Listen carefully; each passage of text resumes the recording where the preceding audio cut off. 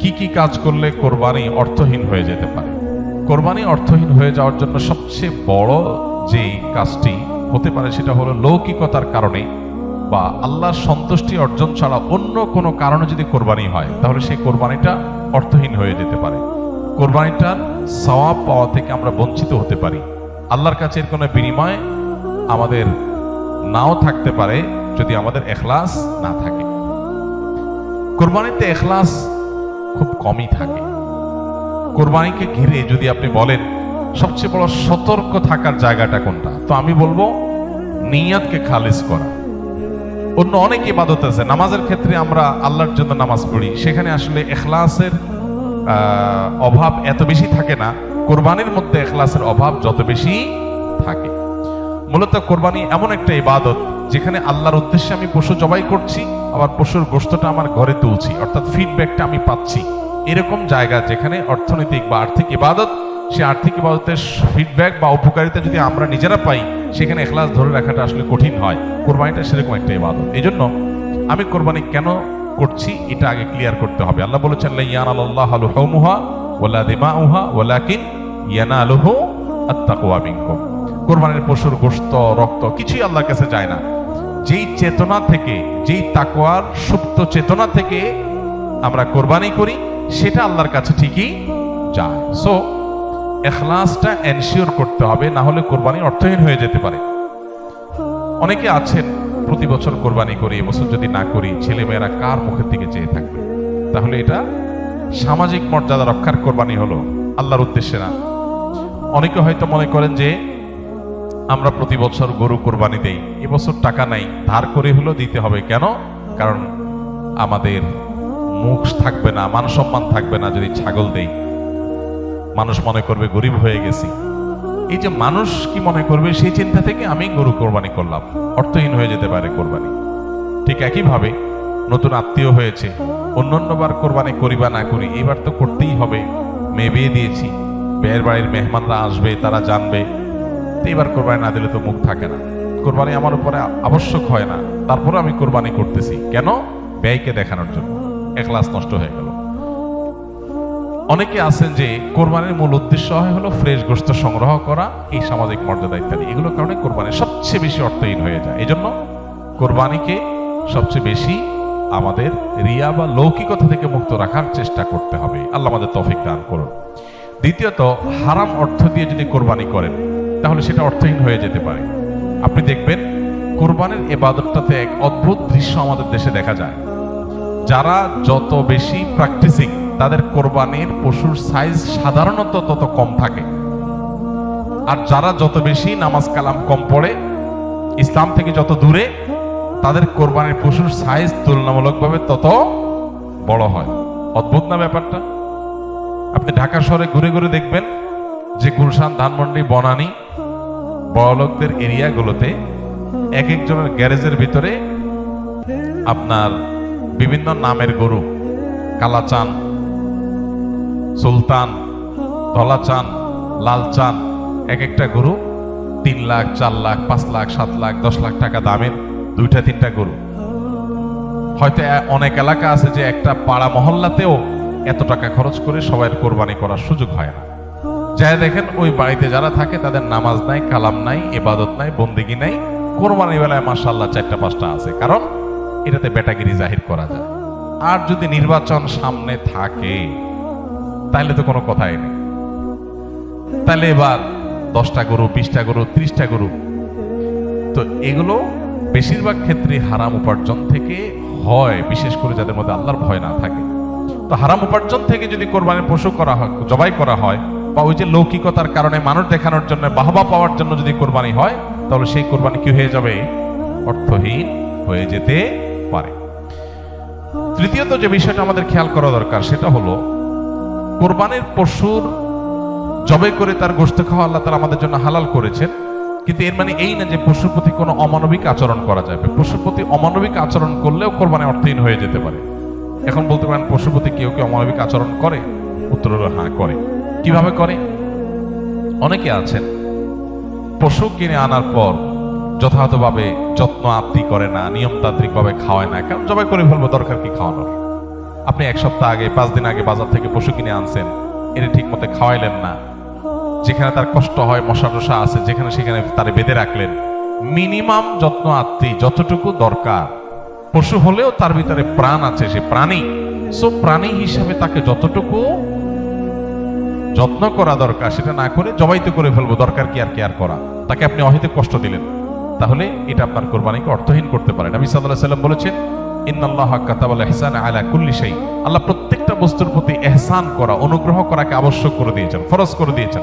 প্রতিটা বস্তুর প্রতি কি করতে হবে? ইহসান করতে হবে। এই ইহসানের মানসিকতা আমাদের যদি না থাকে, তাহলে পশুর প্রতি যদি আপনি ইহসান না করেন, তাহলে আল্লাহর কাছে জবাবদিহি করা লাগতে পারে।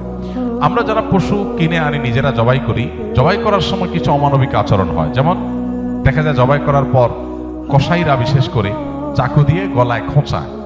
এই গলায় খোঁচানোর পরে, খোঁচানোর কারণে দেখা যায় যে স্বাভাবিকভাবে রক্ত প্রবাহ হয়ে, রক্ত বের হয়ে যে মৃত্যু হতো, সেটা না হয়ে একটা পশু মারা যাচ্ছে অনেক সময় স্পাইনাল কর্ডে আঘাত করার কারণে। এই যে খোঁচাখুচি করে পশু মারলেন, অনেক সময় পশু খাওয়াটা পর্যন্ত হারাম হয়ে যেতে পারে যদি এরকম খোঁচাখুচি হয়। জন্য জবাইয়ের পরে ছেড়ে দিতে হবে, তার প্রাণ বাইর হওয়ার জন্য স্বাভাবিকভাবে। খোঁচাখুচি করা যাবে না চাকু দিয়ে। অনেক সময় দেখা যায় কসাইরা পশুর এখনো পুরো প্রাণ বের হয় নাই, এখনো মারা যায় নাই, রগ কাটা শুরু করেছে, চামড়া ছেলা শুরু করে দিয়েছে, নাড়াচাড়া এখনো করছে, এটা অমানবিক। তার প্রাণটা বের হওয়ার জন্য অপেক্ষা করতে হবে। নবী সাল্লাল্লাহু আলাইহি ওয়াসাল্লাম পরিষ্কারভাবে বলেছেন, তোমরা চাকু ভালো করে ধার দিবে। কেন? কারণ ধার দিলে পশু তাড়াতাড়ি জবে হয়ে যাবে, অহেতুক তাকে খোঁচাখুচি করে কষ্ট দেওয়া লাগবে না। আমরা দেখা যায় নিজেরা হয়তো পশুর প্রতি অনেকে যত্ন করি, মায়া করি, কিন্তু পশুটা যে আপনার বিক্রেতার কাছ থেকে আপনি কিনে এনেছেন, এই পশু প্রতি সে হয়তো কোনো অমানবিক কাজ করেছে, যদিও তার দায়টা আপনার উপর আসবে না, তো সামাজিকভাবে আমাদের সবার উপরে এই দায়টা চলে আসে। আমরা জানি পশু পরিবহন থেকে নিয়ে পশু বাজারজাত করা থেকে নিয়ে জবে পর্যন্ত ধাপে ধাপে পশুর প্রতি চরম অমানবিক আচরণ এদেশে করা হয়। পরিবহনে হয়, আপনারা জানেন, একটা ট্রাকে ধরা যাক যে 15টা গরু উঠানো যাবে, সেখানে 20টা গরু উঠানো হলো, 5টা গরু বেশি উঠানো হলো, তাতে পড়তা বেশি হয়ে যায়, খরচ কম পড়ে, ব্যবসাটা একটু বেশি হয়ে যায়। কিন্তু 5টা গরু বেশি উঠানোর কারণে কি হয়?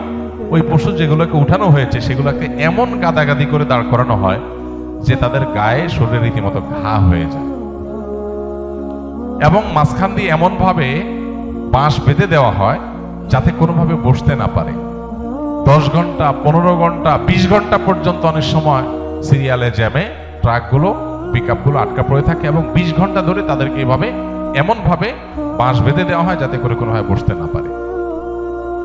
ছাগল দোকানে আপনারা দেখবেন, ঢাকায় যে সমস্ত আপনার ছোট ছোট ছাগল বিক্রির জায়গাগুলো আছে, দোকানগুলো আছে, সেগুলোতে দেখবেন গলায় রশি বেঁধে এমন ভাবে ঝুলায় রাখা হয় যে হয়তো 1-1.5 ফিট বা আরো কম রশি রাখা হয়, এবং যাতে কোনোভাবে ছাগল বসতে না পারে, কারণ বসলে তো ক্রেতা দেখতে পাবে না। ক্রেতা যাতে সাইজ দেখতে পারে সেজন্য তাকে দাঁড় করিয়ে রাখা হয়। সে দাঁড় করানোটা কখন থেকে নিয়ে, ওই যে সকাল 7টা বা 6টা ফজরের পর পর পশুর দোকান খোলে তখন থেকে নিয়ে একদম রাত 8টা-9টা পর্যন্ত, এই পুরো সময় 12 ঘন্টা, 14 ঘন্টা, 16 ঘন্টা আপনি এইভাবে ঝুলায় রাখতেছেন একটা জীবন্ত পশুকে। অমানবিক আচরণ। এরপরে বাজারজাতকরণের সময় আমরা জানি পেটের মধ্যে হাওয়া দিয়ে ফুলানো হয়, পানি অতিরিক্ত জোর করে জবরদস্তি পান করে তারপরে ফুলানো হয়। এগুলো সব অমানবিক আচরণ। এগুলো আমাদের কোরবানির যে আসল রূহ এবং প্রাণ সেটাকে নষ্ট করতে পারে। এগুলোর দায় অবশ্য কোরবানিকারীর উপর আসবে না, কিন্তু কোরবানিকারীর দায়িত্ব আছে এগুলোর ব্যাপারে সামাজিক সচেতনতায় সামিল হওয়া। সর্বশেষ যে পয়েন্টটা বলবো সেটা হলো, আমাদের কোরবানির পশুর যে বর্জ্য ময়লা আছে, এগুলো যদি পরিষ্কার করার দায়িত্ব কোরবানি কারক হিসাবে আমরা নিজের কাঁধে না নেই, আমাদের কোরবানিটা অর্থহীন হয়ে যেতে পারে। আমি কোরবানি করছি সওয়াবের জন্য, কিন্তু আমার কোরবানির কারণে যদি মানুষের কষ্ট হয়, সমাজের মানুষ বিপদে পড়ে, মানুষ অসুস্থ হয়, তাহলে সওয়াবের পরিবর্তে আমার কি হতে পারে? গুনাহ হতে পারে। আপনি কোরবানির পশু এনেছেন, এবার কোরবানির পশুর যে গোবর, তার পেশাব, বিষ্ঠা, এগুলো পুরো এলাকাকে ময়লা দিয়ে ভরে ফেলেছে, দুর্গন্ধে ছেয়ে গেছে। আপনি কোরবানিকারী, আপনার দায়িত্ব এগুলোকে পরিষ্কার করে যথাস্থানে ফেলে দেওয়া এবং মানুষের যেন কষ্ট না হয় সেদিকটা খেয়াল করা। গোবরগুলো নিয়ে আপনি ড্রেনে ফেলে দিলেন, তাহলে ড্রেনে জলাবদ্ধতা তৈরি হবে, পানি প্রবাহ বন্ধ হয়ে যাবে, এবং সেটার কারণে সেই বদ্ধ পানিতে মশা তৈরি হবে, ডেঙ্গু তৈরি হবে, সেখান থেকে মানুষ, এখন ডেঙ্গুর সিজন শুরু হয়েছে, গতকালকে না যেন আজকে পত্রিকা দেখলাম যে এবার মৌসুমের শুরুতেই ডেঙ্গুর প্রকোপ ভয়াবহ। হয়তো এখান থেকে যে মশা তৈরি হয়েছে এটা কোনো মানুষকে কামড় দিবে, সে মানুষটা অসুস্থ হয়ে হসপিটালে ভর্তি হয়ে হয়তো মারা যাবে, লাখ লাখ টাকা খরচ হবে, আইসিইউতে যাবে, আপনি হয়তো জানেন না, আপনি কোরবানি করে চলে গেছেন। এই জন্য আমাদের কোরবানির পশুর বিষ্ঠা, ময়লা, বর্জ্য এগুলোকে পরিষ্কার করা, যথাস্থানে ফেলা, যেখানে সেখানে না ফেলা, এবং ড্রেন অন্যান্য জায়গায় মানুষের রাস্তাঘাটের আশেপাশে চলাফেরার জায়গায় ফেলে মানুষের কষ্টের কারণ যেন না হয় সেটা লক্ষ্য করা আমাদের কর্তব্য। যদি না করি তাহলে এই কোরবানি অর্থহীন হয়ে যেতে পারে। ভাইরা আমার, প্রতি বছর এই বিষয়টাতে আমরা সচেতনতা সৃষ্টি করার চেষ্টা করি। কোরবানি হোক পবিত্র, আমাদের দেশও থাকুক পরিচ্ছন্ন, আমাদের পরিবেশটাও ভালো থাকুক, এই স্লোগানটা আমাদের মাথায় রাখতে হবে। কোরবানি করার পরে অনেক সময় দেখা যায় কোরবানি পশুর রক্ত রাস্তায় বের পড়ে গেছে, মাটির রাস্তায় শুকিয়ে গেছে, আমি ভালো করে পানি ঢালি নাই, দায় সারা একটু পানি ঢেলে চলে গেলাম, তাহলে এই রক্তটা শুকানোর পরে দুর্গন্ধ হবে, মানুষ আশেপাশ দিয়ে যাবে, নাকে হাত দিয়ে যেতে হবে, কষ্ট হবে, তিলের বদদোয়া মানুষের আপনি পেতে থাকবেন। তো কোরবানি করে কি লাভ? আল্লাহর বান্দাদের কষ্ট দিয়ে তো আল্লাহকে আপনি খুশি করতে পারবেন না। কোরবানি পশুর জবে করার পর অনেকে বুড়ি পছন্দ করেন, বুড়ি খাওয়া হালাল, কেউ চাইলে পছন্দ করলে খেতে পারে পরিষ্কার করে। এখন বুড়ির যে ময়লা সেগুলো আপনি রাস্তার পাশে কোন একটা খালে ফেলে দিয়ে চলে গেলেন, কারোর খেতে ফেলে দিয়ে চলে গেলেন, রাস্তার ধারে ফেলে দিয়ে চলে গেলেন।